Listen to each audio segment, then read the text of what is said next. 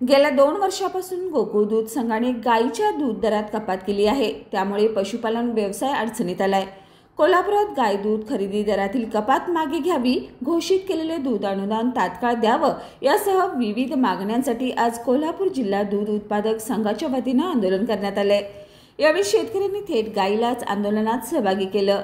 या प्रसंगी बोलताना ज्योतिराम घोडके व ॲडव्होकेट माणिक शिंदे यांनी आपल्या संतप्त प्रतिक्रिया व्यक्त करत शेतकऱ्यांच्या मागण्या मान्य न झाल्यास आमरण उपोषण व आत्मदहनाचा इशारा दिलाय। दरम्यान मागण्यांचं निवेदन जिल्हाधिकाऱ्यांना देण्यात आलं। आंदोलनात अनिल जाधव, प्रतिभा सुतार, जयश्री सरेकर, मच्छिंद्र पाटील, अमर राजपूत यांच्यासह कोल्हापूर जिल्हा दूध उत्पादक संघटनेचे पदाधिकारी उपस्थित होते। मी कोल्हापूर जिल्हा दूध उत्पादक संघटना जिल्हाध्यक्ष, शेतकरी संघटना जिल्हा उपाध्यक्ष। आम्ही गेले 7 महिने झालं गोकुळशी आणि जिल्हाधिकारी साहेबांशी कॉन्टॅक्टमध्ये नेहमीच आहे। गोकुळनं पहिला दर 4 रुपये कपात केली, नंतर 21/11/2024 रोजी 3 रुपये कपात केली। ही कपात आम्हाला न परवडण्यासारखी आहे। पशुपालन उत्तम व्यवसाय अडचणीत आहे। असं होत असल्यापैकी पशुखाद्याचे दर गगनाला भिडल्यात। मी माझ्या शिष्टमंडळाशी माणिक शिंदे आणि अनिल जाधव तसेच मच्छिंद्र सतीश चव्हाण यांच्या माध्यमातून आम्ही मुख्यमंत्री, उपमुख्यमंत्री, दुग्ध विकास मंत्री यांना निवेदन दिलेलं आहे, पण त्या निवेदनाचा त्यांनी कुठल्याही प्रकारचा विचार केलेला नाही। या माध्यमातून आम्ही आज दूध दर वाढीसाठी कमीत कमी हे 7 रुपये कपात झालेली तुर्तात थांबलीच पाहिजे। 10 रुपये गाईच्या दुधाला प्रति लिटरला दर वाढलाच पाहिजे।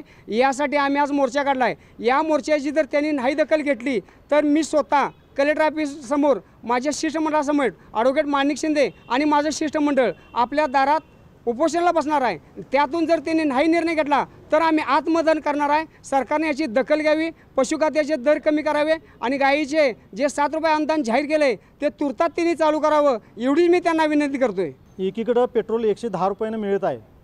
पेट्रोल ही 1 लिटर बाटली असते आणि ती 110 रुपयाला, आणि दुधाची बाटली बाकी 27 रुपयाला। कुठला फरक? एकीकडे शेतकरी, दूध उत्पादक शेतकरी हे आत्महत्या करत आहेत, दर परवडत नाहीत, पण शासन लक्ष द्यायला तयार नाही। एकीकडे शासनानं अनुदान घोषित केलं, पण ते अनुदान शेतकऱ्यांच्या खात्यामध्ये जमा केलेलं नाही।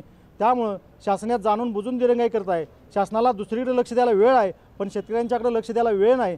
शासनानं वेळीच आमचं अनुदान जमा करावं आणि त्याचबरोबर दुधाला 40 रुपये दर घोषित करावा। सरकारनं हे जर नाही केलं तर आम्ही स्वतः जिल्हाधिकारी कार्यालयाच्या दारात दुधाची आंघोळ करू। त्यानंतर जर सरकारला जाग नाही आली तर आम्ही दुधाच्या बाटल्या जिल्हाधिकारी कार्यालयाच्या दालनात फेकू आणि ज्यावेळी मंत्र्यांचा दौरा असेल त्या मंत्र्यांच्या दौऱ्याच्या समोर दुधाच्या बाटल्या आम्ही फेकल्याशिवाय स्वस्थ बसणार नाही।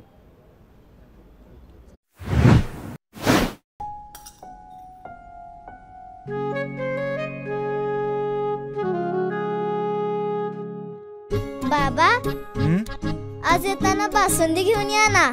अगं, कालच आपण आईचा वाढदिवस होता म्हणून आणली होती ना।